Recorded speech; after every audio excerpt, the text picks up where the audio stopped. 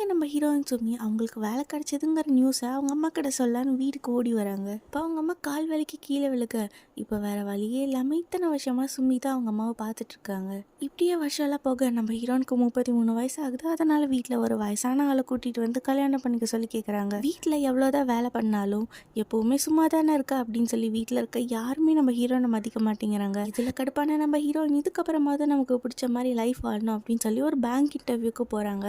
அதில் அவங்களுக்கு வேல்யூ கிடைக்குது. இங்கே நம்ம ஹீரோனோட ஃப்ரெண்ட் அவங்களுக்காக ஒரு ஃபேஸ்புக் அக்கௌண்ட் ஓப்பன் பண்ணி கொடுக்குறாங்க. இந்த பக்கம் நம்ம ஹீரோ சுமன் தனக்கு 23 வயசு ஆகுது, மெச்சூரிட்டி இல்லை அப்படின்னு சொல்லி தான் பிஸ்னஸ் பண்ண ட்ரை பண்ணாலும் வீட்டில் யாருமே சப்போர்ட் பண்ண மாட்டேங்கிறாங்க. பேங்க்லேயும் லோன் கிடைக்கல.